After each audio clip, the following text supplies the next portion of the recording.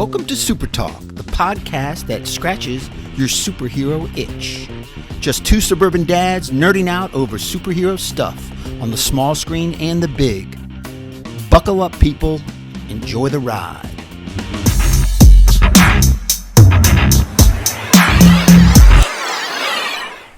Welcome, YouTube. Spoilers. We got spoilers today, so just FYI. We'll give a spoiler warning before we get to the big time spoilers. Yes, sir. Yeah. Professor, as always. Ready? 3.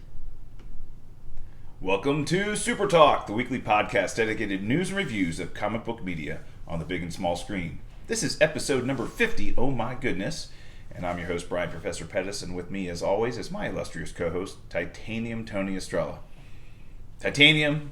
Let's go, Spiderman. Big episode this week. Yes, sir. We got a lot to talk about, man. We should do.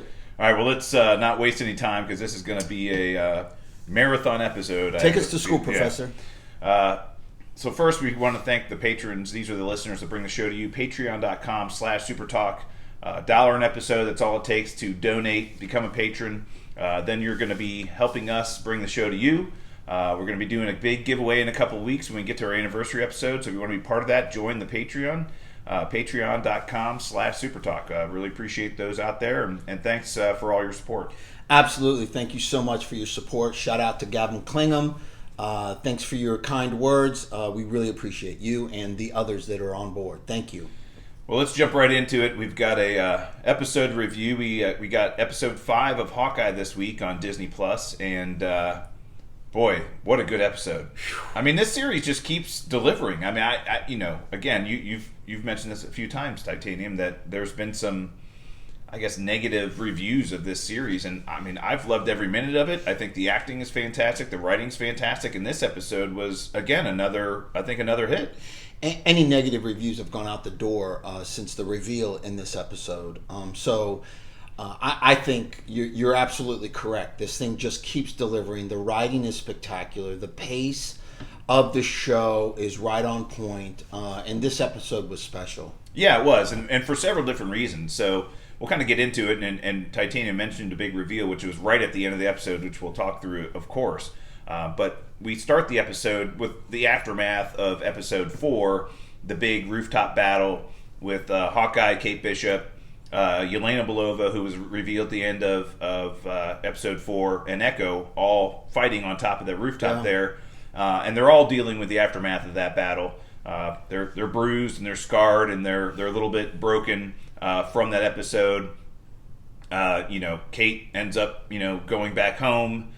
Because she's all tattered and bruised up and has a confrontation with her mom, or at least a discussion with her mom, and her mom's like, hey, I want you out. This is ridiculous. You need to be done with this. This is, you're in too deep. And Kate reveals to her mom that, hey, we know things about Jack that I'm concerned about. We've learned that he's a CEO of a shell company called Sloan Limited, and we're concerned, and I need you to do something about it. And her mom says, okay, I will. Right. At least look into it. That's what Kate said. Just at least look into it. So, the mom is suspect. I'm telling you. I got this weird feeling about the mom. So, we know she's highly suspect at this point in time. But just so bizarre. And Jack is more and more looking like an innocent victim in all this, a patsy on this. But which I think we predicted here on Super Talk last week, right? Yeah, and if he's not, he's playing it very well. So I think he's a great character. I love the character and where he's going and how funny he is by his complete lack of what's going on. Yeah, and ultimately her mom does call the police, and they come to arrest Jack, and he says you've got some shady organization you're working for, and he's like, I've never worked a day in my life. Right. And you kind of believe him. Like, sure. He's just like a rich kind of, kid that just, latched on to a bunch of people that had money and never had to work his whole life. Yeah. So he's, to your point, either playing the patsy or he's like, obviously I've been set up, and it seems that's the impression we're getting, is that he has been set up. Yeah, I'll be out. He's so snarky. I mean, I'll be out by your Christmas party. I would, and he goes, I would have done the same thing. Right. She's shady. We know she's shady. Yeah, and then we get Hawkeye basically tells Kate, look, somebody's hired a Black Widow assassin to kill me. You need out. Yeah. And that's what he doesn't know to kill her, but somebody's hired a Black Widow assassin. Yeah, he doesn't know anything about her, but he's like, it was a Black Widow assassin. Somebody's hired one, and they're here. You Kate, you got to be done. And that's what sends her home. He ends up going to what's the guy's name? Who's one of the LARPers? The LARPer dude. Grill goes to Grill's house and kind of that's where the dog is, and he's just like nursing his wounds and saying, I just need some time to kind of recuperate a little bit. But Kate's mom sends her back. Oh, and we see Echo, also battered and bruised, talking to Kazi, and she didn't know there was another woman on the rooftop. We don't know who it was, and he's like, "What? There was another woman?" And, well trained, yeah. And she's like, "Yeah," and he's like, "Look, you need to stop this." And basically repeating the warning that Hawkeye gave him in episode 4 was, you need to get Echo to drop this. It's going to get her killed. Something's going on with Kazi. I think he's a little suspect, too. I think he's hiding something big. Which we get later in the episode, right? But, he's trying to convince her to just drop her vendetta, against the Ronin character for killing her father. And she's like, look, I'm not going to. And he's like, okay, we'll kill Ronin, and then once it's done, we're out. Stop digging into it. Right. Yeah. But then we get the Kate's, mom tells her, go back to your apartment, get your stuff, and come back home. I don't want you to be out on the streets anymore. And this is probably one of my favorite scenes of the whole series, to be honest with you. It was absolutely, it's a confrontation, not really a confrontation, a conversation between Kate and Yelena, and their banter back and forth, their chemistry is off the chart. She is adorable. I mean, they're both smoke shows, but they're both absolutely adorable, and that chemistry was huge, I think. I mean, I can see Yelena holding a big show on her own, and both of them in a show together would be fun again. So. I think that they wanted to set up some type of connection and chemistry between Yelena Belova and Kate Bishop because of a potential mission accomplished future episode. But Yelena breaks into Kate's apartment.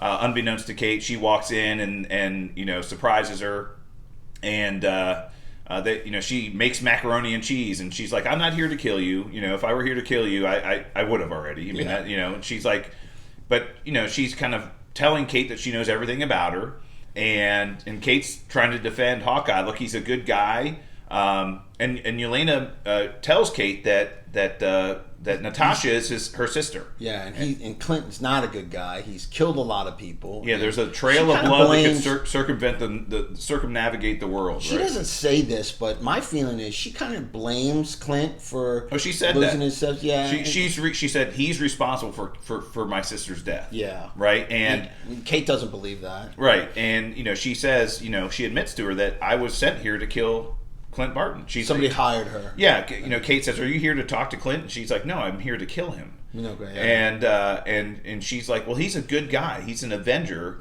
and you should start questioning the person that hired you." And she doesn't believe him. But again, there's so much funny banter back and forth. Like, awesome. I'm in town.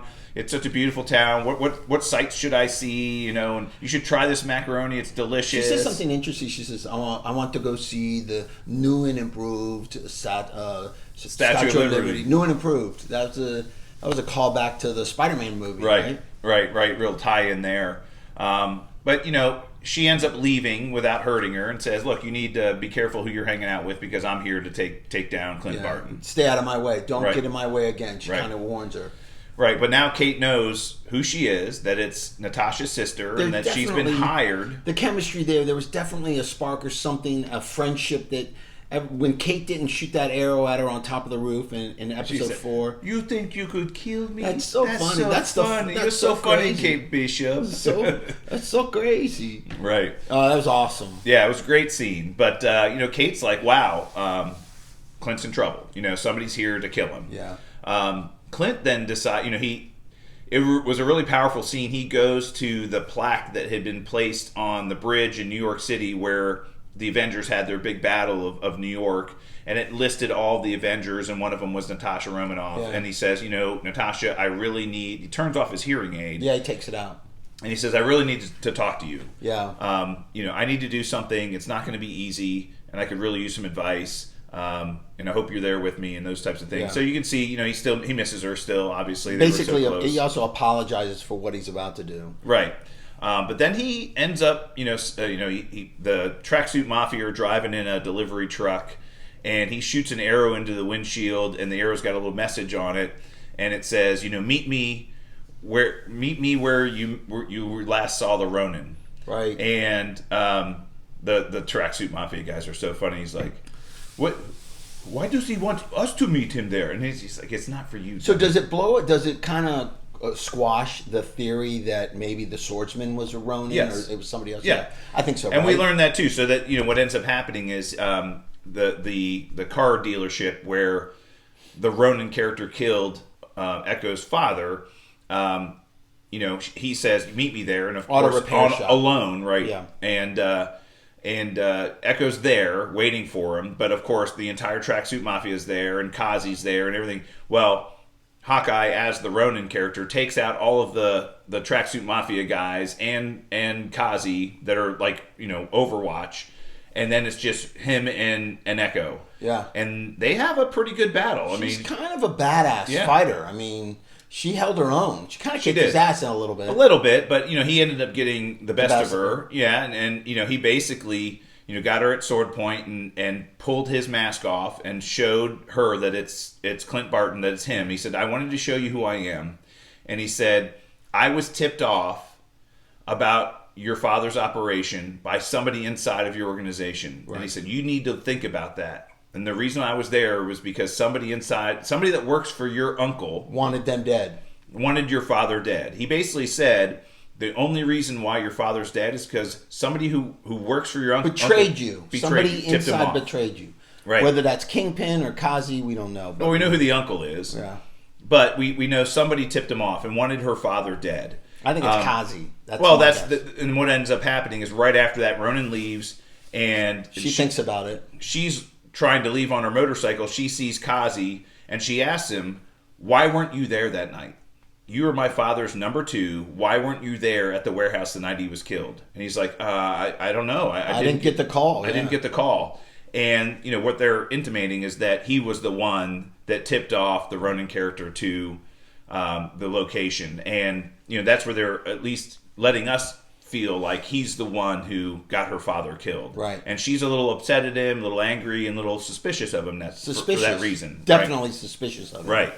But then we kind of move forward, and Kate is the one that actually rescues him a little bit there at that she Echo grabs his sword, gets it away from him, grabs it, and he's on the ground, and she's about to stab him, and Kate out of nowhere shoots an arrow and knocks the sword out of her hand. Right. And another funny scene, total Kate Bishop thing. They're walking away from the scene, and Hawkeye's like, "So what's your big escape plan here? And what's your exit strategy? What's your exit strategy?" And she had called an Uber, and it was so funny. She's like, "Kate?" He's like, "Yep, right here." No, he said she used the code name. It wasn't like Vanessa, and she's like, "Yeah, I'm Vanessa." Yeah, or something like that. It was adorable. That was hysterical. So they're taking for her age. That's what they would do, though, right? I mean, right. To get out of a situation, you call pre-order an Uber to a rescue scene. That's hilarious. Right, but then we get they head back to the safe house, and they're kind of there, and eventually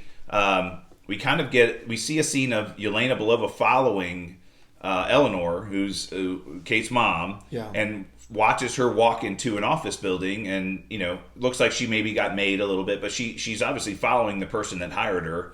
Why else would she be following her? Just because she's Kate Bishop's mom? I don't think so. I think there's a deeper meaning there. And we find out why she was following her. She kind of looks up at the building like, all right, I'm not going to go through the front door. I think I'm going to scale this and get up there. So that was kind of cool. Yeah, and eventually at the end of the episode, Kate and Hawkeye and Grill were all sitting there talking, and Kate gets a text message on her phone from some unknown number, and it says, "Kate Bishop, there's something you need to know." And he says, "I think I know who hired me to kill Clint." And it's a picture of her mom standing right next to the Kingpin. The Kingpin, baby. Vincent Onofrio. And Kate shows the picture to Hawkeye, says, "Do you know who this person is?" And he says, "Yes, that's the person I've been worrying about the whole time, that's the big man or the big guy, right? That's the big guy. That's the guy I've been worrying about the whole time. So, and for the first time, we have confirmation that a Netflix character is now in the MCU. Awesome. Huge. And huge. That's why that they kind of squashed all this. Oh, this is like a Netflix show. You know, all those jealous people that were pissed because Daredevil got knocked off now are all in. Like, well, again, we got the official confirmation from Kevin Feige last week that, you know, he kind of said if Daredevil comes back to the MCU, it will not be recast. Charlie Cox will be playing that role. Our guy, yeah. And so that was a big confirmation that, you know, we are going to get these characters back in the MCU at some point in time, which is great. And we heard this months ago, so that's not a big surprise to us. And there were rumors that Vincent D'Onofrio, as the Kingpin, was going to be making an appearance in this series and in future series as well, which is also just a home run because he was an incredibly awesome Kingpin in Daredevil and the Punisher series and everywhere else he was. I mean, he's just been awesome. Fan favorite. Oh, yeah. So this really... And it's definitely him. His name is at the end credit scene, people. So. This makes a lot of things. So I was talking to Titanium about this the other night. So when the Netflix deal with Marvel expired, Marvel did not renew that deal. And there was a 2-year... I believe a 2-year statute of limitations that prevented Marvel from reusing those characters, just so Netflix could kind of get all of the money that they had sunk into the production of all those series, and they could continue to show them. And hey, you're not going to reuse these characters or recast them somewhere else and diminish our investment. And that 2-year statute of limitations was up in December of this year, so it makes a lot of sense of why the Hawkeye series was released in November. And we'll talk about Spider-Man, No Way Home here shortly as well. But now in December, they're allowed to reuse those characters finally. And we finally got one. The first one was Kingpin. Did. Yeah, absolutely. And I tell you what, the way they did it, and we're all assuming now that he's going to be in the finale episode next week on Wednesday. He'll be in that finale. He'll be a big part of that. We'll find out how he's been pulling all the strings and he's been in charge. And this is the person that Hawkeye and everybody else is trying to, fight against at some point in time. Give me 3 questions you have about this series that you want answered in the finale next week.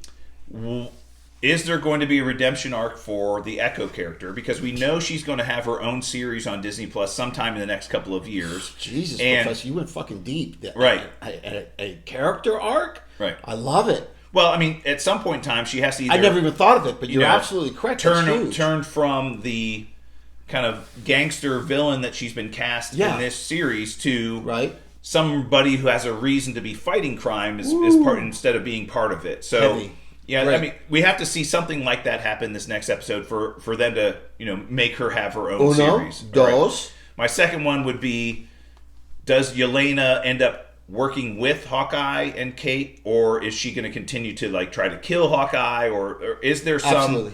Is there some conversation that Clinton and Yelena have about how much he loved her sister and she was my best friend and I would never do anything to harm her, and tells her the whole story of what happened, and ultimately they decide to work together and Yelena ends up helping. It's on my list too. Huge. Yeah. Yelena, I'm a huge fan right now. I'm kind of obsessed. But that's a great one. And Trace, what's your third? The third one is involvement of the Kingpin, the level of involvement her mother has, and is she Madame Mask or other character that we've been thought of that could potentially be in the series. I think that's the big question mark that needs to be asked, and how are they going to wrap this up, right? Awesome. That's a one on my list. And we got one episode, and again, we've seen the previews. This is the Christmas party that's in Rockefeller Center, and so ultimately, Kate and Clint end up at that Christmas party because we see them running through it at some point in time, and then we see them down on the ice in Rockefeller Center, shooting arrows back to back. Right, and so what happens? What is the confrontation? Who's it with? Who are they fighting against? We think that that is the episode because that's the rest of the trailer scenes that we haven't seen yet. Yes, but I mean, there's a lot to cover off on in one last episode, and I think they're going to do it all, but it's going to be really cool to find out. Yeah, there's a lot to kind of close out. I hope they do and answer some questions. So far, absolutely fantastic. If you haven't started it, start it.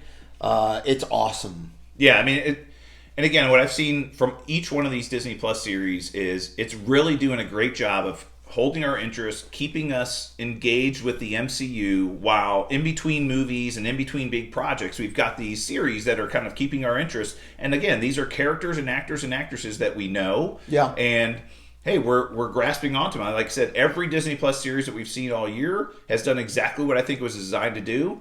Keep the interest in the MCU characters, refamiliarize the audience with those characters so that when we see them in future projects, we know what's going on, and set up plot points for movies and other TV series. And I mean, it's doing a great job. So, look, this is probably, and we won't give our final review until we see the finale, but this has been, in my opinion, the best written Disney Plus series that the Marvel Universe has come out with. Absolutely. I agree with that, and I'll add to that with the best paced. Like, it's a ground level story. It's not out in space. It doesn't have some crazy magic that's involved. So all those factors cut out of this. It's a ground-based story, and the pace of it has been spectacular. Right. So, I think WandaVision was the most unique show that we saw, and the concept and the way that they put that series together. Never done before. Awesome. And it's we've talked about this before. It's being nominated for Emmys and Golden Globes and everything else because of how well it was done. Mm-hmm. But that was just so, and it was the first. So that was, there's obviously something to say for that.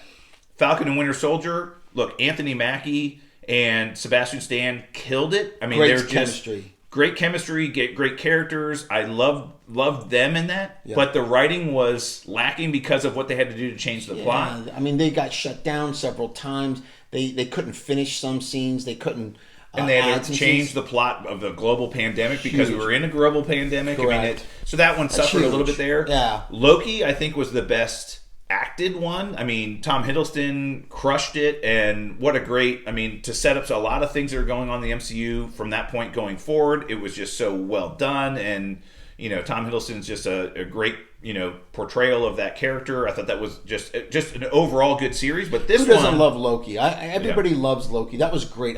It's actually, I like the Falcon and Winter Soldier a little bit better than Loki, and I like the WandaVision a little bit better than Falcon and Winter Soldier. So that's my pecking order. And this is just off the chart. But this one is just well written. Absolutely. And again, well acted, well written. I think the casting was off the charts. Yeah. Mm-hmm. So again, we'll see how they finish it up next week, and we're looking forward to that because it really does set up a lot of things that are coming down the road. Just keep putting Florence Pugh in every scene, please. No, keep putting her in this series and series that go forward. She is a superstar, and she grabs your attention. And Haley Steinfeld too. Awesome. I mean, what a home run! I'm telling you right now, that chemistry is something else. But I've been wrong before. I thought Darcy and Agent Wu would have been one of the greatest series, like a kind of X-Files. Those two in like an X-Files series. Or like a next version of Agents of S.H.I.E.L.D. Yes. Yeah. The two of them, though, as partners, like kind of awesome. I think that would have been absolutely fantastic, but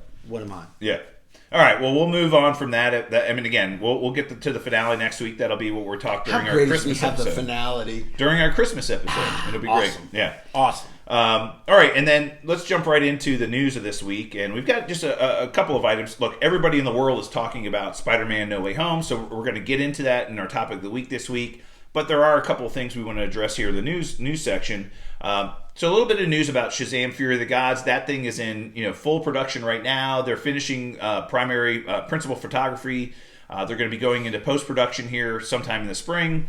That movie is scheduled to be released next Christmas. So this time next year, we'll be getting that Shazam 2, Fury of the Gods. Yep. And the premise behind, we kind of got a teaser trailer during DC Fandom. The premise behind the film is there are daughters of Atlas, the Greek god Atlas, which is one of the powers that Shazam has is the stamina and strength of stamina of Atlas or whatever, right? But the daughters of Atlas are fighting against the Shazam family, and we know Helen Mirren and Lucy Liu are in the movie playing two of the daughters of Atlas, right?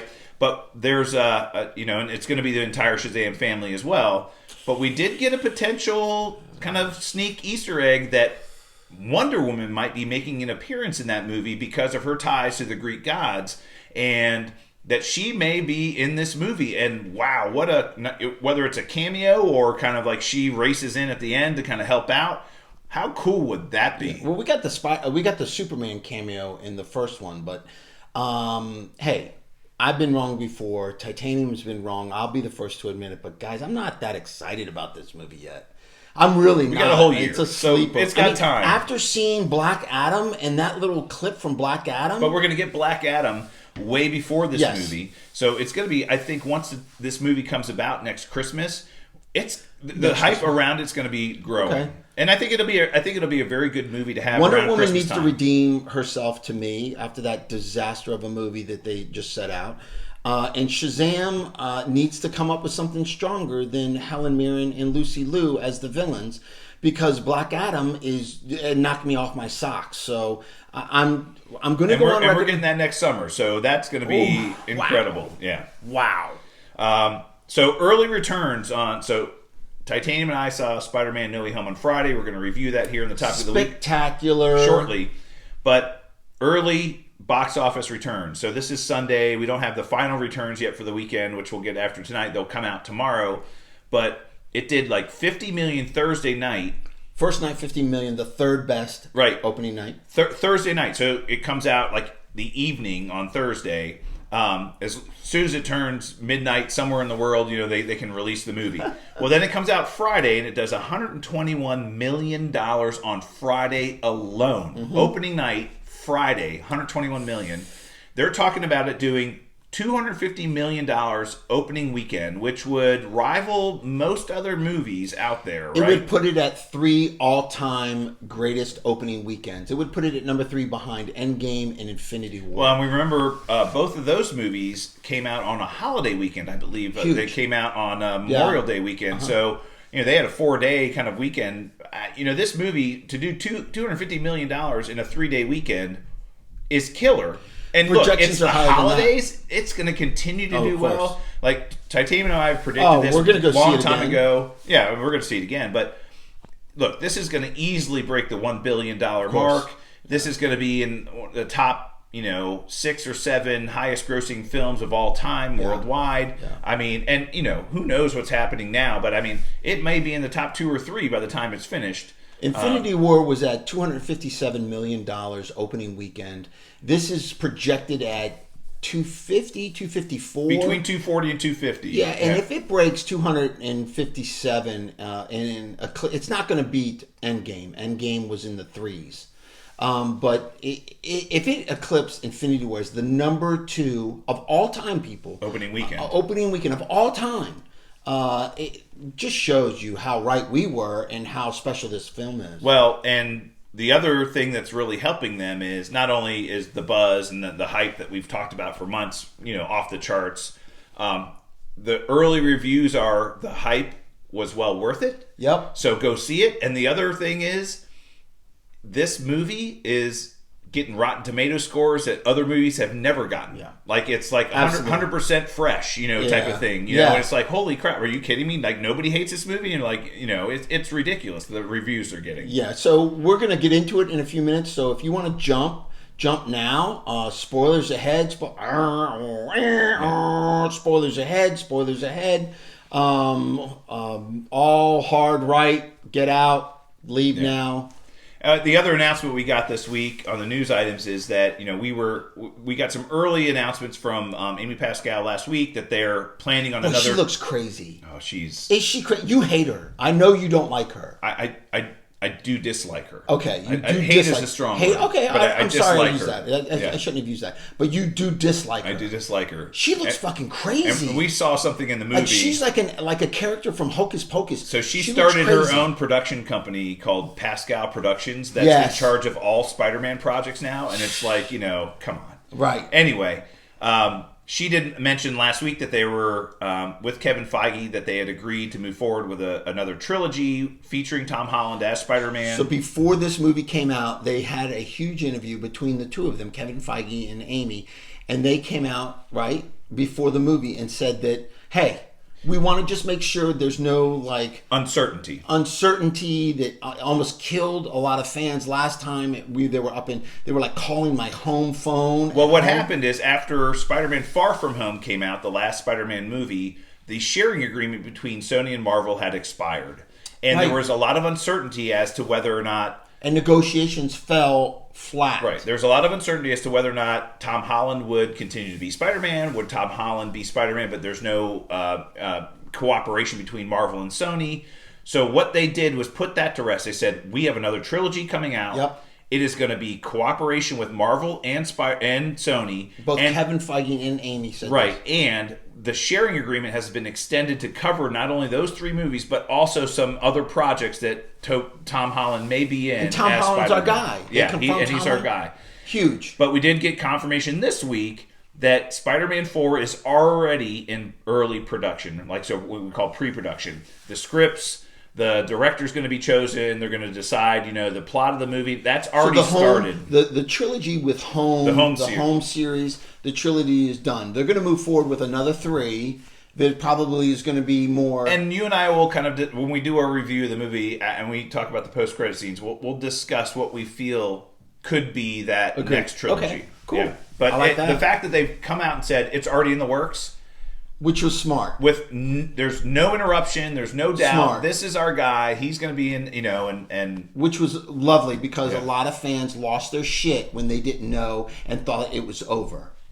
Very good. All right. Well, without any further ado, let's get into the top of the week, which is our review of Spider-Man No Way Home. It's brought to us by our friends over at Studio GG Studios, the home of the man band in the corner of the cob. So, hey guys, we're ready for new content. You got to bring it out to us. Go visit their YouTube page because I'm sure they're working on it right now. Yep. So let's go give them some love and support because we love our guys over at Studio G. Studio GG Studio, home of the man band, corner of the cob. I love you, sexy bastards. All right. Well, let's get into it. Titanium and I saw Spider-Man No Way Home on Friday. Saw it in the most comfortable theater that we have here in the area. Our friends over at Worldgate Herndon. Awesome. Your seats are the most comfortable seats. Seats in our area. So and they got a little bar there, so you can get a little cocktail before you roll in. Titanium was feeling no pain during the movie. That's for Titanium came in hot. Let's go, Spider-Man. Titanium came in hot to that flick.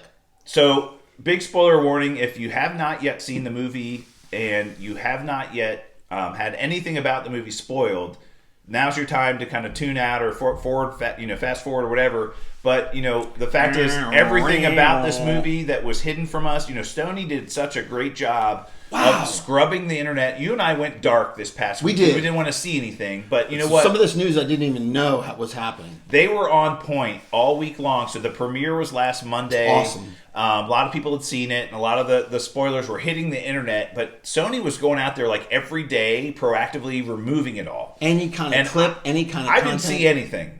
And I didn't see anything either. What I'll tell you is, if you don't want to hear spoilers and you haven't seen the movie yet, don't listen to us because we're going to tell you some things that happen in the movie, and it's worth it. It's worth not knowing some things. I felt like it was more impactful, and it's close to my top 5, to be honest with you.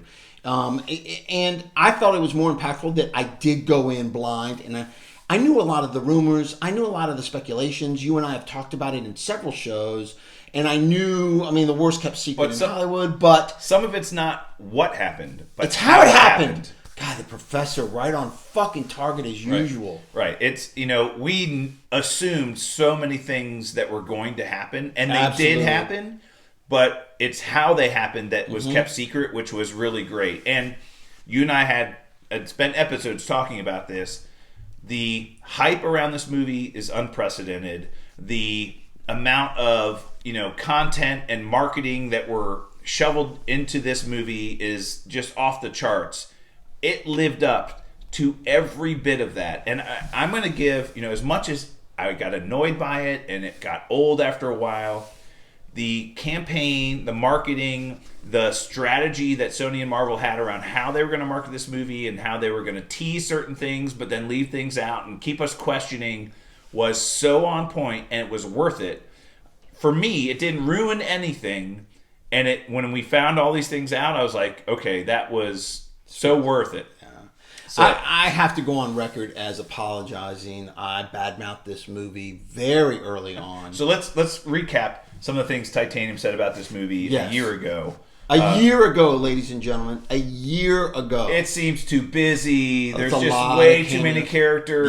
Yep. It's just too way involved, too busy. It's just not going to work. Too fucking busy. How do you fit all those people? It's just seems like too much and spectacular. They wove a tapestry of characters and storyline that covered me like a warm fucking blanket on a cold day. It was absolutely great. It's one of the best Marvel Sony movies I've ever seen. I really enjoyed it. So at the end of this, let's talk about where it fits in the pantheon of not only Marvel but Spider-Man. We'll kind of talk through where we think it fits, but I'm going to assume you're using pantheon as a big word to me, titanium, as a show of affection. Because you like me. Because at some point I'm going to start getting these big words. I love it. Well, let's kind of get into the movie itself. So the movie starts off, first, I'll say 30 to 45 minutes of the movie really centered around where that we've seen in the trailers, the end of Spider-Man Far From Home, where his identity gets exposed by Mysterio, right, and gets revealed to the general public by J. Jonah Jameson. Oh, I love him. So he's in... What's that actor's name? What's his name? I'll pull it in a second. I know you will. Yeah, I'll pull awesome. it. Yeah. How great is he, and how great was that opening? Yeah. Because it just kind of started steamrolling, right? Yeah. This trouble, this big, huge issue. Literally, the movie starts off right where Spider-Man Far From Home. Yeah, you got to see Far From Home before you go see. They're in Times Square, and he's swinging around the city with MJ, and they're in the middle of Times Square, and he sees the thing come up on the big screen of his identity being exposed to the entire world as Spider-Man. Yeah, and it's Peter Parker, and he's like, "Holy crap!" And then MJ's down on the ground. There's a huge crowd around her, and of course, he's being accused of killing Mysterio. Who was a multi-dimensional hero, quote unquote, right? Right. And so Spider-Man grabs her, said, "We got to get the hell out of here." And you've seen the scenes in the trailer where they're up on top of, I think it's the Brooklyn Bridge or one of the bridges, the Queensboro Bridge, one of the bridges, and the helicopters are all around him, watching him, and he's like, "Hey, we'll go through the subway," and he swings her down through. So they eventually get out of town, out of Midtown, get away from all the craziness, and they go back to his house or his apartment really funny scene. Happy and his Aunt May are there, and Happy's leaving, and you can see like tears in his eyes. And Peter says, "Are you okay? What's going on? I thought everything was great. I want to talk about your relationship." And he's like, "Well, we just broke up." And it was they literally, Aunt May had just broken up with Happy, saying it's not working, and he's like, "Oh, I thought everything was great," and all this other John stuff. Favre was so good in that. Like he played the breakup. I mean, it was like a flashback to Swingers, right? Yeah. How great does he play? Peter Parker's like, "Are you crying?" Yeah. I might have had a little tears in my eyes. He's awesome. I mean, but, and the breakup, brilliant. They're in there in the apartment, and Peter's like, "Mom, I got to tell you something, but I'm really more focused on your relationship. What's going on? I thought you and Happy were working out." And she's like, "I don't want to talk about it right now. What's happening?" Yeah. And then, they hear helicopters, and they see stuff on television, and suddenly they find out that his identity's been exposed, and everybody knows who he is, and all the helicopters are outside of their apartment, and Happy ends up taking them all to his apartment, which is hysterical because it's an apartment that's like got the highest level of security ever created, right? Because it's Happy. And they go there, and that's kind of where they're hiding out. We get, so the whole, I say, first 30 to 45 minutes centers around his identity being exposed and the effects that it has on all of them. Yeah, so that was the first stepping stone of realizing that now that his identity is blown, the people around him are going to be affected, and they go to school the next day, and everybody's like out front with cameras, and the press is there, and all hilarious. The students are saying, "Hey, and Flash Thompson's like, what, all this other stuff." It's like crazy, and then and you and I were like, he would never go to school the next day; it just wouldn't happen, or whatever. But and then they end up escaping to the rooftop of the school just to kind of get away from all the craziness that's going on. And they're having a nice little conversation. And Ned joins them and said, "Hey, let's hope we all get into MIT. They're all applied to MIT. We'll all live together. We'll figure this out. There's a need for a Spider-Man in Boston and all this other stuff."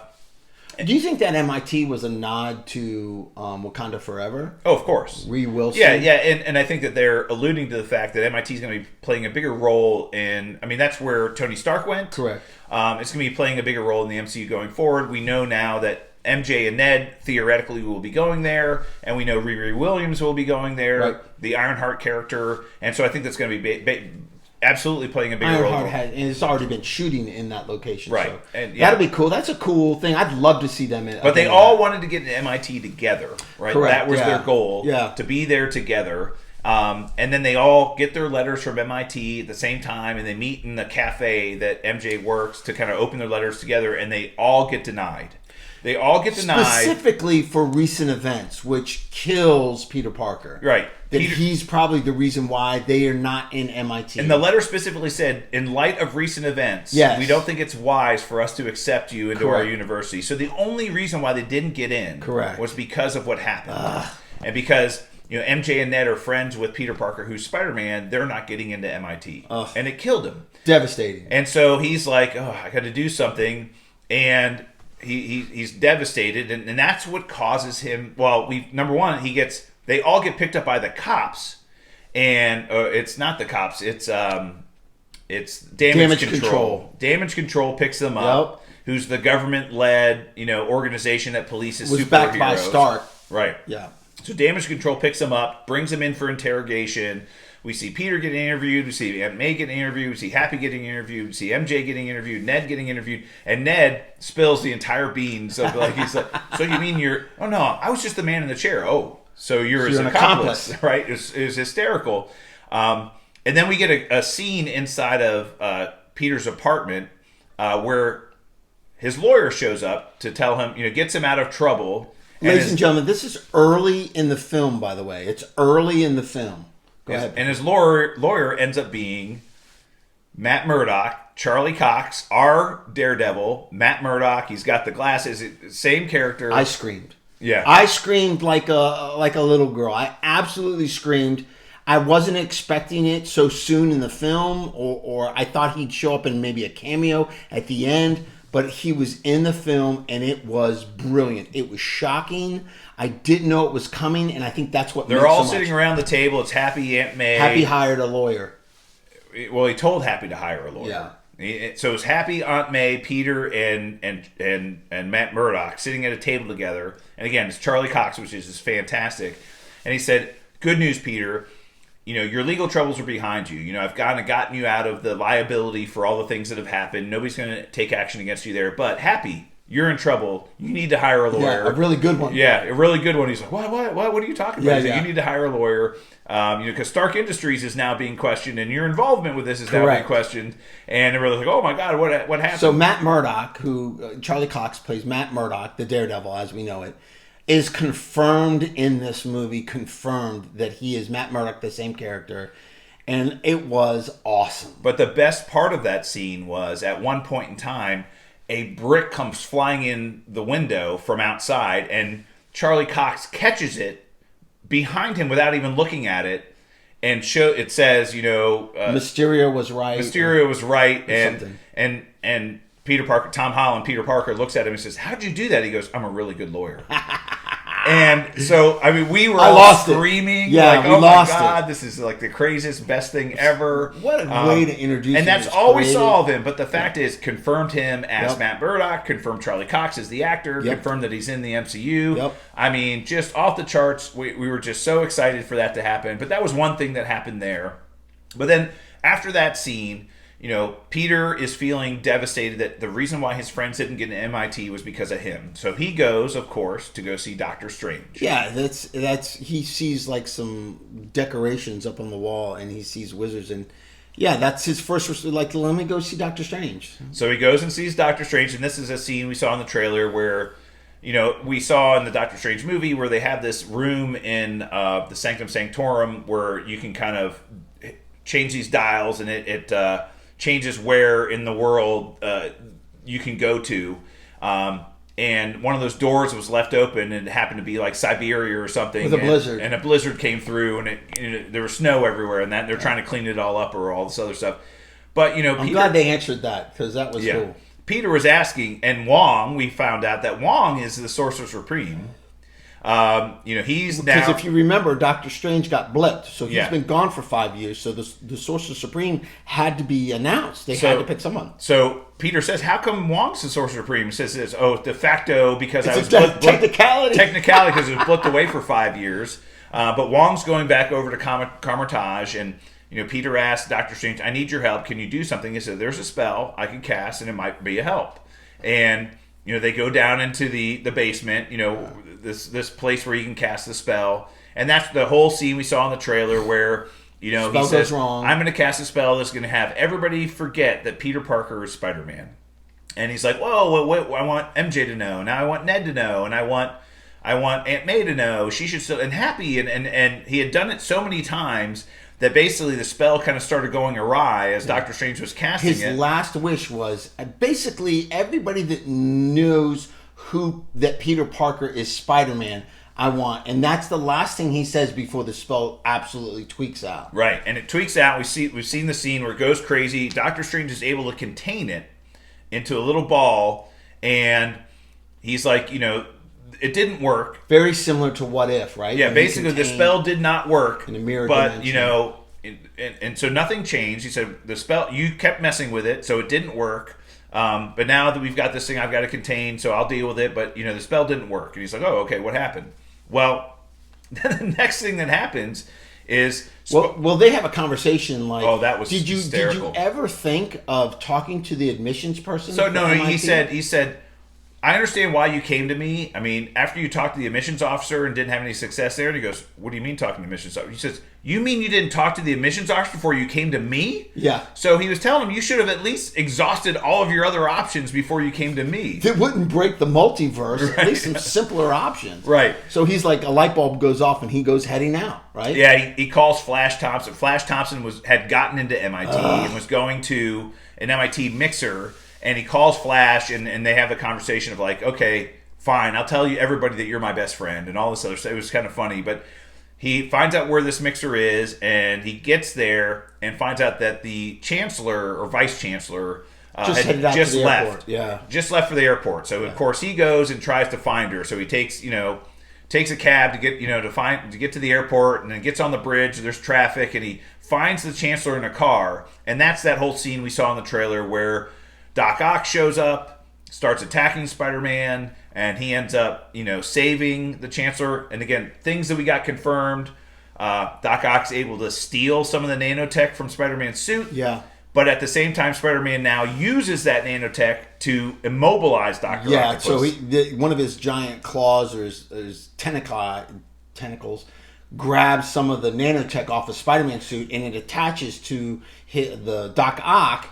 And when that happens, he's like shocked. He's like, oh, nanotech.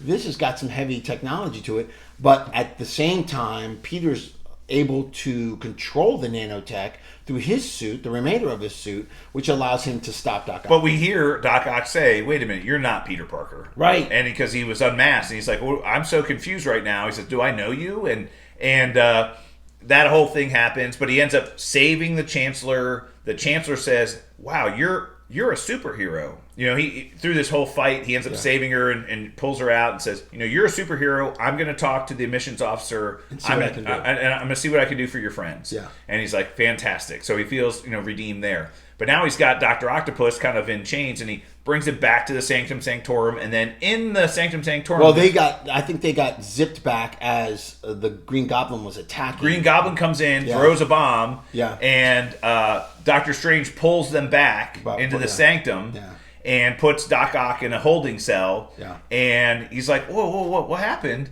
And Doctor Strange says, well, after the spell went awry, we had some visitors from another universe, and I captured one of them. We saw the lizard sitting in another cell that he had already captured in a sewer somewhere. And then Dr. Octopus was in there too. And that's the whole scene where he basically says, there's a spell. We need to capture all of these villains. And he basically took his suit, the gauntlet from Spider-Man's suit, and put magic on it and said, you can now use your web shooters to teleport these villains to these holding cells that I have here in the basement. He says, your job to go capture them. I'm going to work on the spell I need to send them back to their universe. Yeah. Yeah. That was cool. Yeah, absolutely. And kind of explained what was going on and that these guys have from These are all villains from another multiverse, and they all know that Spider-Man is Peter Parker. Yeah. It's like, oh, okay. So to help him, he calls in MJ and Ned to help him, and they go he said, I'm going to need some help if I'm going to do this properly. Yeah. And MJ and Ned come in, and... great scene. Yeah, it was great. Scooby-Doo this shit. You saw it in the trailer. Yeah. That was the scene. It was awesome.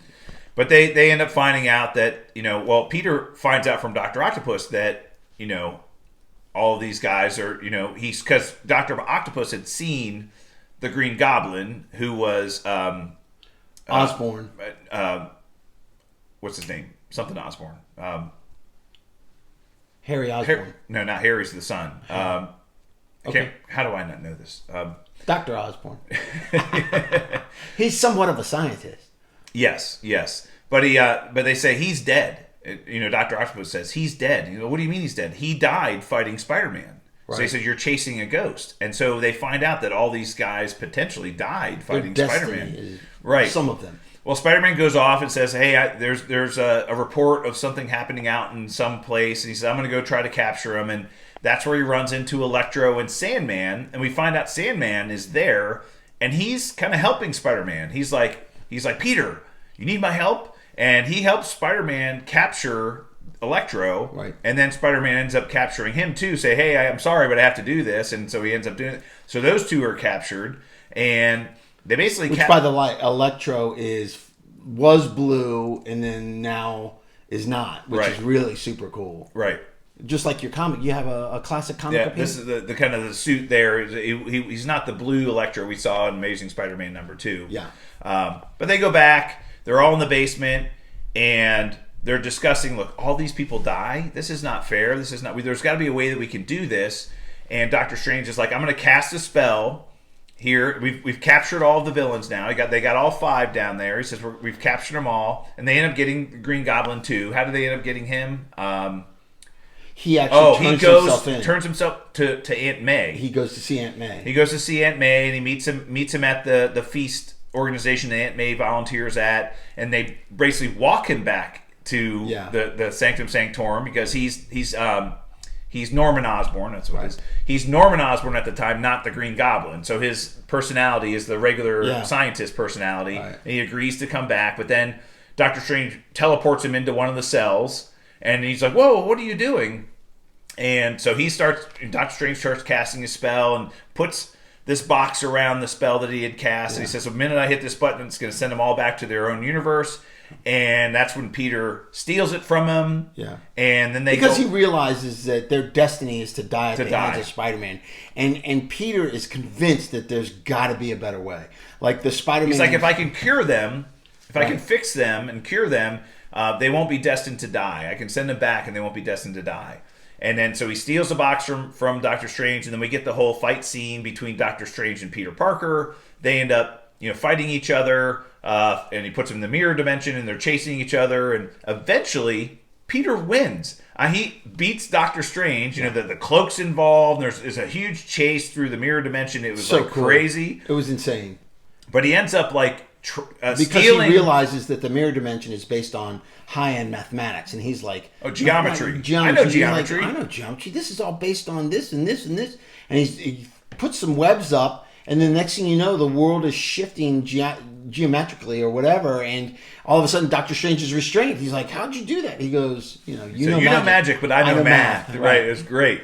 And then he steals his sling ring from him and the box, and goes back through the portal that Doctor Strange had opened and traps Doctor Strange in the mirror dimension. Right. So he's trapped. Well, now he's back in the real world, and then he tells all the villains, he says, I'm going to come up with a way to fix you guys, and I'm going to help you. So they start, engineering, different ways that they can, cure all these different villains, right? He's like, they come up with a serum for Green Goblin and a serum for the Lizard, and he comes up with... Well, not yet. They don't come up with that yet because they haven't really come together yet. Right. Well, No. This is the first part. He does decide he wants to cure them all. So they all go back to Happy... All the villains go back to Happy's apartment with Spider-Man. And in Happy's apartment is a box, a Stark technology box that's It's the box that Spider-Man used to create his suit. Yep. And it's a fabrication device. He goes, this box, this device can make anything that I need. He says, I think I can engineer a way to cure everybody. He fixes Doc Ock first. Well, he gets help from Norman Osborn. Green Goblin's like, I can help you. I think I can help here. Yeah. And so they're working on... I'm a bit of scientist myself. Right. They're working... All the villains, they all agree to come back together to help, so they come up with like a solution for all these. The first one that Peter comes up with is one for Doc Ock. He's like, look, I've done a scan of him, and it looks like there was a chip in the top of the device that connects to his spine that was supposed to keep him in control. Well, it's burnt out. If I put another one in there, it'll now make him in control instead of the arms being in control, which we saw on Spider-Man 2. Right. So he creates this device in the fabrication machine, and Doc Ock's the first one that they have to cure. And so they put it in, and Doc Ock's like resisting, and all of a sudden, you can't do this to me, Spider-Man, whatever. And then they put it on him, and because he's still in control of the arms, so he can kind of control them. And they put it on him, and he's cured. It's now he's Otto Octavius, and he's now back in control, and he feels like himself. And he takes the nanotechnology that was in his arms, and he gives it back to Spider-Man. And that's where we saw him get that integrated suit, which is his old black and red suit with the nanotechnology on top of it. He gives it back to him. He says, thank you for doing that. And now he's going to be working on, he created a device for Electro and put it on him. And he said, the minute that all these dots turn green, all the electricity in your body will be dissipated, well, except the stuff you need to live. Yeah. Everything else will be dissipated. And we're watching the countdown there. And then Peter comes back in the room, and everybody's in the room. And then his spider sense starts going off. He's like, something's not right here. And he's like looking around the room. He's not really sure what happens. And he shoots a web shooter at Norman Osborn's hand. And you hear the Green Goblin voice of Norman Osborn coming, I knew Spider-Man. You were going to know. You figured it out, that I was working through Norman Osborn and all this other stuff. And so he knew that something was wrong, and Norman had been kind of plotting behind to kind of, and they had developed a cure for the Green Goblin, right, a serum, and he's like, you're not giving that to me or whatever, and Electro's like, yeah, screw this, and he takes the device off of his chest, and all the other villains are like, yeah, we're not doing this, and they all decide to escape. And there's a huge fight scene in the apartment building between Green Goblin and Spider-Man. And all the other villains escape, including Doc Ock, who kind of like is being attacked, but he escapes at the same time. Yeah. The rest of them escape. Electro kind of beams himself through electricity and all kinds of. They're all gone, but now Green Goblin and Spider-Man are fighting in the apartment. Yeah. And Aunt May's still there, and they're fighting. But huge fight scene. They end up getting down to like the lobby, and what's his name? J. Jonah Jameson is out in front of the building and called damage control to come apprehend Spider-Man, who's the menace. There's another menace. He's destroying more property and all kinds of other things. And so, but there's a huge fight between him and Green Goblin, and Aunt May grabs the serum that they had created to cure Green Goblin and runs up to Green Goblin and stabs him in the neck while he's holding Spider-Man. And he's like, I helped you develop this. I knew it wasn't going to work, So basically, the serum was just false. It never was going to help him. But he ends up like kind of trashing Spider-Man a little bit, and pulls the building down on top of him, or whatever. And he actually throws a goblin bomb in the room that Spider-Man kind of deflects away. But then he escapes on his glider. And then we got a huge scene there that happened, and the big spoiler here. Yeah, big spoiler. Which I didn't see coming. I'm glad I didn't, but I guess his destiny is, in this movie, Aunt May is Uncle Ben, and she gives the line, with great power comes great responsibility. Well, he thinks she's okay, so he picks her up out of the rubble. He's like, are you right? She's like, yeah, I'm fine. And they have the whole conversation of this. He's like, I should have just sent them back to the universe. This is not my job. It's not my responsibility to save them all. And she says, yes, it is, because with great power comes great responsibility. Yeah. And then, she collapses to the floor, and he reaches behind her. There's blood coming out of her back, and he's like, oh my God. And she dies. She ends up dying right in his hands, right in his arms, right there on the ground. And the police think he had something to do with it, and they got flashlights in there, and he gets shot by the cops, Yeah. and has to run away. yeah. But huge, powerful scene of Aunt May dying, and him basically just being devastated and escaping and running away, And Happy just being crushed because Happy's like pulls up to the front of the building, and he doesn't know what's going on and all this other stuff. he gets arrested. Yeah, It's crazy. yeah. And then the next scene is Ned and MJ in Ned's house with his Filipino mother, who's hysterical the whole time. But they're watching what's going on television, and they're like, "Oh my God, he's in trouble. He needs our help." And Peter had said, "Stay away from here, whatever." But they're like, we need to find Peter, and he's like, "We need to find Peter." And as he's like waving his arms of, "I need to find Peter," he's got the sling ring on. Yeah. Doctor Strange's sling ring, and all of a sudden they see sparks flying in the air, and she's like, "What are you doing? Do that again. Do that again." And eventually, Ned's got little magical powers in it. Right? Ned said that my family's got some magic in it. Right. It was funny, but figures out he's able to create these portals that Doctor Strange can create with a sling ring, and he says, "Find Spider-Man, find Spider-Man." So they open up a portal, or find Peter Parker, right? Find Peter Parker. Right. So a portal opens up, and we get a view of an alley with Spider-Man in his costume in the alley. And this is, at the point my son's like doing this. He's like hitting me on this, and I'm like, "What?" I'm like, "What? I don't get it." And he's hitting me again. And then you see the Spider-Man turn around, and then he walks through the portal. And it's the old costume. Pulls his mask off, and it's Andrew Garfield. Lost my shit. Oh my God. I lost my shit. I was like, what a way to bring him in. So perfect. And let me tell you something. Not just a fucking cameo. No. He had a huge role in this movie. Well, and then the conversation that happened in the next couple of minutes was MJ saying... Hilarious. He's like, "I'm Peter Parker." And she's like, "Prove it." And he's like, "What do you mean, prove it?" And he goes, and he jumps up and puts his fingers on the ceiling. And she says, "Crawl around." He's like, "I'm not crawling around." I'm not crawling. Come on, I gotta crawl Hilarious. around. He had some great one-liners. The mother, Ned's mother or grandmother, whoever it was, Filipino, says, "Can you go get the cobweb in the corner?" And he gets up there and he crawls over and clears off the cobweb. And she's like, "Okay, I get it." Yeah. And then he's like, "Okay, we gotta try again." And he admits that he's from another universe and and all this other stuff. And then find Peter Parker. Find Peter Parker. String theory, multiple dimensions. I was right. Yes. Yes. It was awesome. Yeah. And then he opens up another portal, and in walks Tobey Maguire in plain clothes. Yes. And that another big reveal. And we're all losing our shit. And we're like, "Oh my God."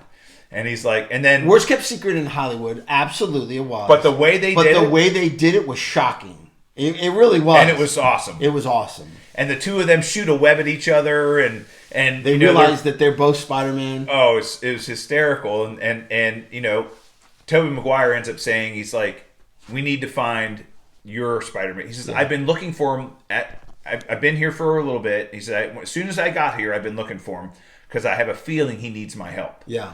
And is there some place that he would go if he were in trouble? Like I would go, on the top of the Chrysler building, and Andrew Garfield says, "Actually, it's the Empire State Building for me." He goes, "Well, that's a good choice, a good view from up there." So they're kind of bantering back and forth. It was great. But she's like, "Yeah, I think I know where he is." And they find him on top of the school, the roof of the school where they go to hang out. And Ned and MJ go there, and he said, "Look, we've got a couple of things we got to show you." You see both Tobey Maguire and Andrew Garfield kind of hanging on to the top of the spire from the school, and they kind of drop down, and they have a great conversation with each other. How much they have in common. Yep. Like, huge parts in this movie. Oh my God. Like Tom Holland's talking about, "You have no idea what I'm going through." And Andrew Garfield says, "Actually, I do. Yeah. I lost my MJ, who was Gwen Stacy." He says, "I lost Gwen, who was my MJ." And Toby says, "I lost Uncle Ben." Yeah, I lost Uncle Ben. And then he mentioned what Aunt May said to him when she died. He said, "With great power comes great responsibility," which Tobey Maguire said, "Yeah, Uncle Ben said that to us the day he died." Yeah, so it's kind of both of them. Oh, it's like, and they were all huge reveal. And then they form the Spider Trio, and they decide, "We can do this. We can do it together." I was on my way to coming up with cures for all of them, but I kind of got interrupted. And Toby's like, I think I can come up with a cure for the Green Goblin because I've been thinking about it a long time. Right. And so they all end up going to the science lab building in the school Yeah. and start working through all the different, Awesome. cures for each of And the their villains. banter back and forth here, guys, is brilliant. It's worth the price of admission. talking about, do you have a relationship? Yeah, we've tried to make it work. I really haven't had time. I started getting angry. I mean, literally, that whole interaction was just Awesome. off the charts good. And it was so good seeing all three of them together and just like sharing memories. And who is the greatest villain you ever fought? Yeah. Oh, I fought this Russian guy in an iron suit that was dressed like a rhino. It's like... Well, I did fight an alien that was black goo that was kind of interesting. He goes, I fought an alien too in outer space. Like, what? Yeah. Like, they were shocked. Like, I can't get over you've been in outer space. And then Andrew Garfield has this moment of doubt, like, I'm kind of lame. I'm the lame Spider-Man. Spider-Man. I'm the lame Spider-Man. You're not the lame Spider-Man. Yeah, he kind of, Tobey Maguire pumps him up and gives him the reassurance that you're important. Yeah. You're special. You're important. He's like, man, I needed to hear that. I'm telling you, Andrew Garfield stole the show. Oh, yeah. His one-liners and his acting in this was off the charts. I mean, I like Tobey Maguire, but Andrew Garfield had the best three lines. of them together It was awesome. was just so good. Yeah. And so they come up with this plan of all the villains are afraid of this box that we have that's going to send them back to their universe. Yeah. And if we brandish that box in front of them, they're all going to come running. And we need to go somewhere that will kind of... And they come up with a cure for each one of them. Yeah. And they're like... the three of them end up going to the Statue of Liberty. And To hatch their plan. Tom Holland gets on social media and calls J. Jonah Jameson and says, I'm here. Everybody knows who I am. I need your help. Look, villains, if you're here, he's going to destroy another national monument, right. people. It's like what you end up doing, right? Which is kind of funny. But they come up with a plan. They stash all the cures in the scaffolding surrounding the Statue of Liberty. And they decide that they're going to lure all the villains they come. there. They come quick. They come quick. The first one that shows up is a lizard, and then Sandman, and then Electro. They're all there, and they're all like, they're struggling. They're like fighting them together, but independently. And eventually, they're getting their asses handed to them by the villains.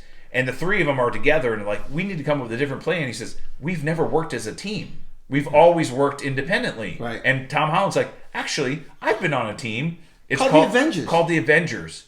And they're like... Tobey Maguire goes, man, that's awesome. What is that? Who are they? He's like, Earth's Mightiest Heroes? I mean, you never...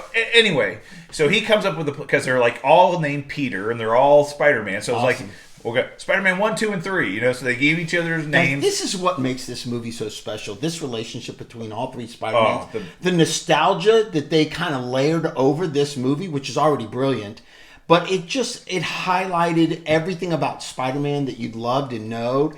And it reinforced it and it put it all in one movie. And it highlighted the best parts of each of them in Correct. each of their movies. And it definitely made you fall back in love with those actors who played those characters and why they were good in their movies. Yep. And it was just so well done. And they came up with a great plan. They said, okay, we need to stop fighting each of these villains independently. We need to, all three of us go after one at the same time.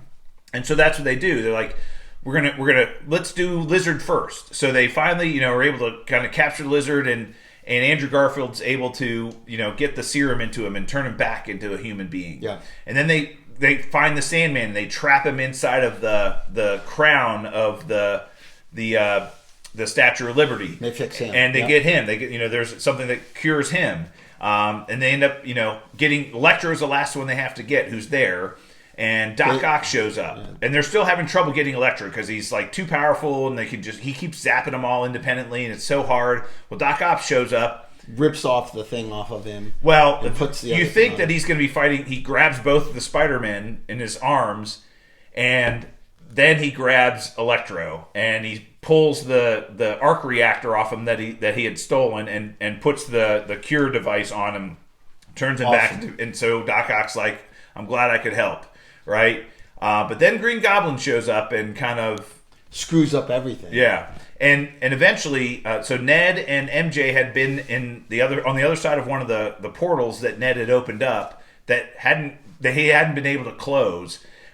This is when the Lizard was chasing. So they end up being on the scaffolding too. And there was a huge scene where MJ falls off the scaffolding. Yeah. And when the Green Goblin shows up, he's flying around on his thing, throwing stuff at him. And Tom Holland jumps after MJ, and the Green Goblin crushes him and grabs him from his glider. With his glider. Before he's able to save her. Yeah. And then you see Andrew Garfield leap off and say, no! And he grabs her with a web, saves her, and they land on the ground. He goes, you okay? He goes, I needed that, and it was that was like a great redemption moment for his character. Huge redemption moment. Awesome. But then Doctor Strange comes back. Ned ends up getting him back here, and he says, "What did you do?" And he's like, "Well, we've cured them all. We've only got one left." And Tom Holland earlier in the movie had struggled with, he said, because Green Goblin killed MJ, and he's like, "I want to kill him." Aunt May, yeah. Aunt May, not MJ. Tobey Maguire's like, "I've been there. Yeah, it's not worth it." He saves him. He saves the Green Goblin, and they kind of work together, and they end up popping. Yeah, I mean, so they end up having a confrontation. Tom Holland and the Green Goblin, Norman Osborn, who is Willem Dafoe, they end up fighting on the ground, and Tom Holland's basically about to kill him, whipping his ass, and he's angry, and he's about ready. He picks up the glider and is going to stab him with it, and Tobey Maguire shows up and grabs it and says, "No, that's not who you are. It's not worth it." Yeah. And then Green Goblin stabs Tobey Maguire in the back with his knife. Then Andrew Garfield flips and throws the cure at Tom Holland, and they stab him in the neck to cure him. Yeah. Right. Awesome. And of course, then William Dafoe's like, "What have I done? Oh my gosh. Right. What did he do? Basically, what did he do? And so that's kind of how that whole thing ends. But then as that's happening, the Green Goblin had thrown a goblin bomb into the box. Yeah, he had stuck a Green Goblin bomb into the box that Doctor Strange had trapped the spell in. Contained the spell in, and the box blew up. And now there's these purple rips in the sky that are basically the tears in reality. Yeah. And all of the villains, all the people that knew Peter Parker as Spider-Man, are starting to come through from every universe. You see silhouettes of a Rhino and the Scorpion and Kraven the Hunter, Uatu the Watcher. You saw all these silhouettes start coming. He's like, they're coming through, and I can't stop them. And Tom Holland tells him, he says, "I think there's a way to do it. Cast the spell again, and have everybody forget I'm Spider-Man, and then all of these people will never know that I was Spider-Man, and the tears will be fixed." And he's willing to sacrifice that to fix what he did. And he basically, and again, Doctor Strange says, "Are you sure you want to do this?" And he says, "Yes." You got a few minutes to tell him. Say your goodbyes, because I'm casting the spell right now. Yeah. And so he goes and says goodbye to Ned and MJ. Hey, you're going to forget who I am. It's what has to happen, but I'm going to find you both, and I'll tell you, and we'll be back where we were before you know it. Then he says goodbye to Andrew Garfield and Tobey Maguire, which was a great... Huge parts in this movie. The three of them hugged together. Awesome. And we'll see you around. Very touching. Very moving. So Doctor Strange casts the spell. Fixes the multiverse cracks. Right, fixes the cracks and sends everybody back to their universe. Right. Basically what they all kind of whisked back to their universe.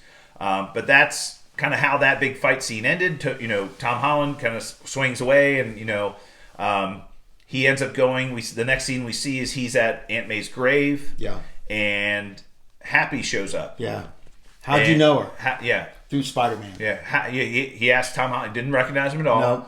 How'd you know her? And he said, through Spider-Man. He goes, "Yeah, me too." So, which is interesting. Because all the spell did was get everybody to forget Peter Parker. But not everybody else. They have no knowledge of who Peter Parker is. Nobody knows who Peter Parker is anymore. But they still know Spider-Man. They still know the hero of Spider-Man, but they don't know who Peter Parker is, which is interesting. Because, he didn't even introduce himself as Peter Parker. I was her nephew or whatever. It's just like, I knew her through Spider-Man. Right. And that was powerful. So that was kind of confirmation that the spell had worked. But then he goes to the cafe that MJ works in, and she's there, and then Ned ends up walking in. Of course, they don't recognize him. They don't know him at all. Right. And she's like, "Can I help you?" And he's like, "Yeah, I'm Peter Parker." And she's like, "Okay, Peter Parker, what can I help you with?" And he's like, "How about a coffee?" And then he has this whole speech written out on a piece of paper of how he's going to tell her who he is and how they know each other and what happened and everything else. And he realizes at that point in time, he hears them talking about MIT and that they got into MIT. They got into MIT and they have a future and all this other stuff. And he's like, I'm not and then he sees the Band-Aid above her eyebrow, and he's like, "What happened?" He goes, "Oh, it's fine. It doesn't even hurt anymore." But then he realizes, I think, that look, them knowing me and knowing who I am and what I am puts them in danger.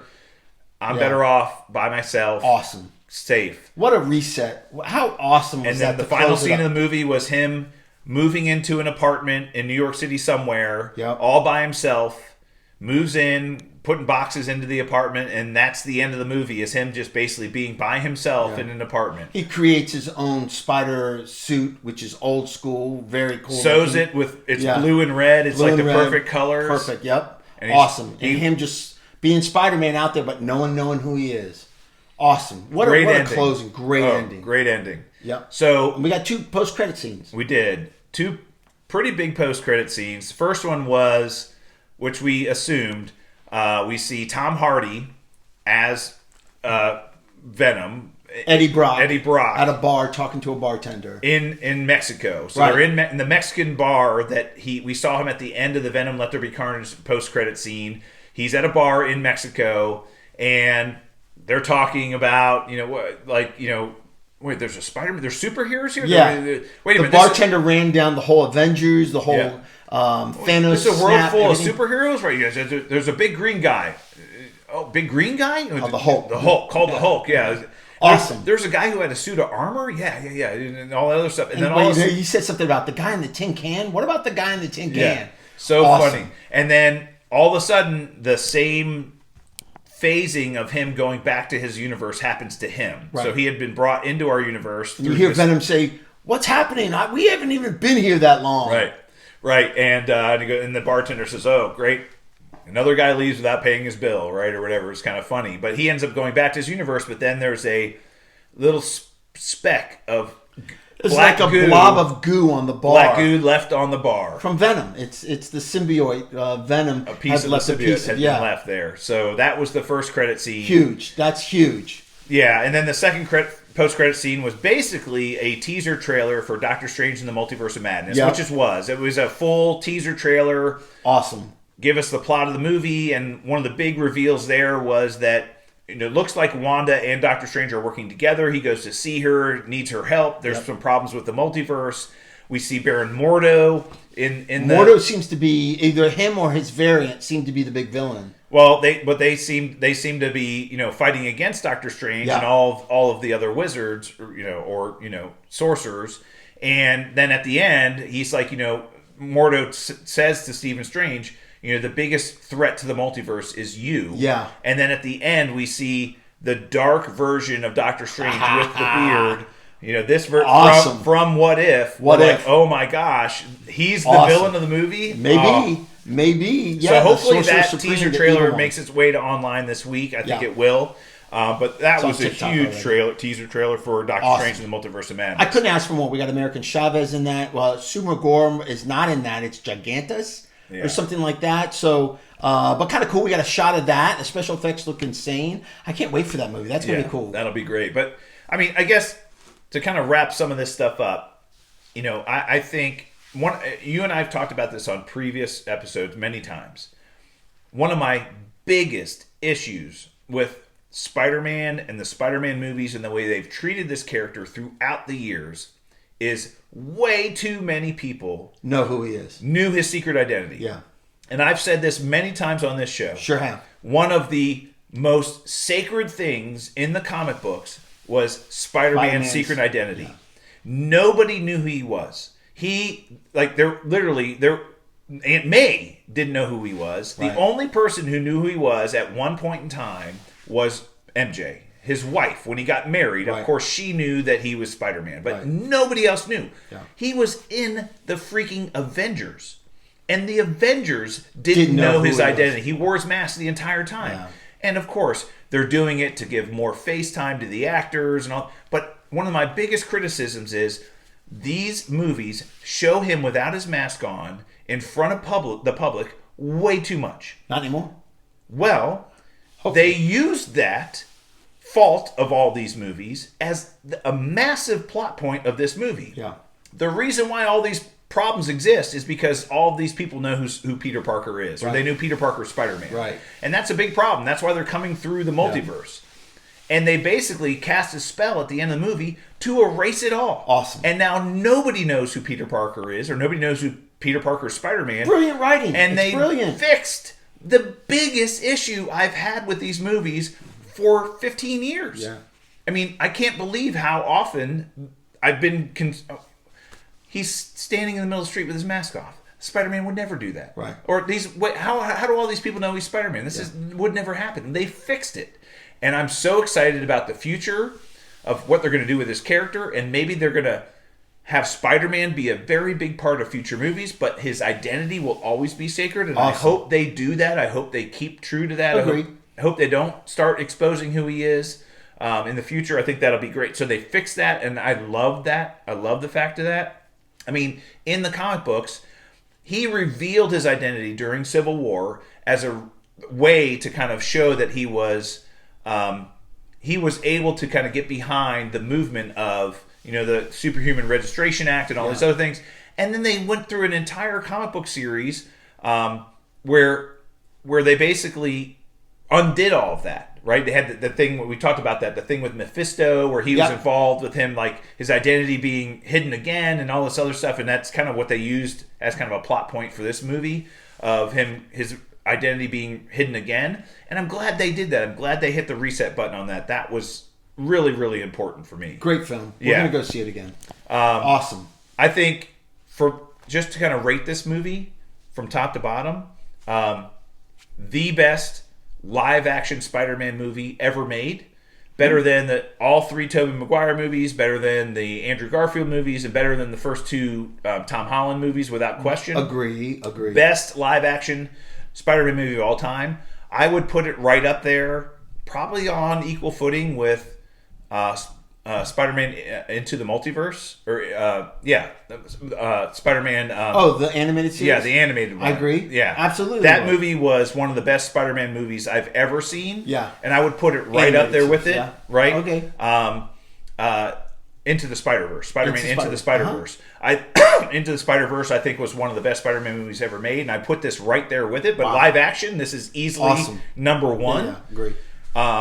It's easily in my top 10 MCU movies of all time. It's in my top 10. I got to look at it. I'd have to look at the list, too. It would be very close to in my top 5. Oh, yeah. It's up there. It's up there.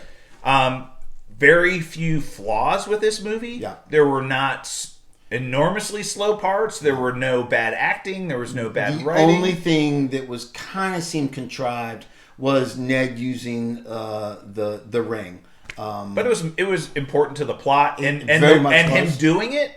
I overlooked made the that reveal character more important, but made the reveal of Tom Holland and Andrew Garfield shocking and powerful. Yeah. So the way that they made that happen, awesome. If they would have just shown up somewhere, it would have been different, right? But the fact that they came through a portal and literally my son's like, hit me, oh my God, it's not our Spider-Man. Yes. Oh my God, it's not our Spider-Man. The best. Oh, it was great. It was awesome. So, I mean, I just think it was so well done. It's worth the hype. Go see this movie. Go see it twice. I mean, it's so we're good. going to go see it twice for sure. Yeah, it's so good. And I do want to speak a little bit about the post-credit scenes a little bit. I'm a little bit concerned. I wouldn't say concerned, but a little bit disappointed with the Venom one. So at the end of Venom Let There Be Carnage, they made a big point of him basically coming into our universe and recognizing our Spider-Man on the television. Yep. And the reason why villains were coming into our multiverse was because they knew Peter Parker's secret identity. Mm-hmm. Well, I guess the hive mind of the symbiotes, kind of one version of a symbiote in some multiverse knew Peter Parker, and it was the version that was in Spider-Man 3, Tobey Maguire's version, so that's kind of how he knew him. But they did all this work to bring him into our universe and then just send him right back. So I was like, really? And then from a timing perspective, when he got to Mexico, he was watching the TV footage of his identity being exposed. But that was before the spell was cast. So was that old footage? Or was that after the spell had been cast and we just didn't know it? So there's a couple of disconnects there. But it sounds like they did a lot of work to bring Venom into our universe and then send him right back to his own. But left a piece of the symbiote. So obviously at some point in time they're going to do something with that. Yeah, we'll see. And you know what? It would be, from my perspective, it would be fantastic if they cast the Eddie Brock character in our MCU universe as Tom Hardy, but not the one that we know from that universe, just the regular Eddie Brock, and they had that confrontation and kind of the adversarial relationship that they had in the comic books, and they could redo it all, right? But use Tom Hardy because he's a great Eddie Brock and he's a great Venom, but make him more of the evil version. Correct. Oh, that would be so cool. So we'll see what happens with that. So, but yeah, overall, I mean, one of the best, easily the best movie I saw this year, without question. But a really, really just well done film. Excellent. Well, that's a review. You want to ring the bell, Professor? Yeah, let's ring the bell. It's Absolutely. been a lot. So that's it for us this week. We'll be back next week for more Super Talk. To get in touch with us on social media, hit us up via email, supertalkpodcast@outlook.com or @supertalkpod on Twitter. Until then, stay super, everyone. And we're out. Thank you, YouTube. Long episode this week, folks. But thanks for hanging in there. Hopefully it's worth it. Like and subscribe, please.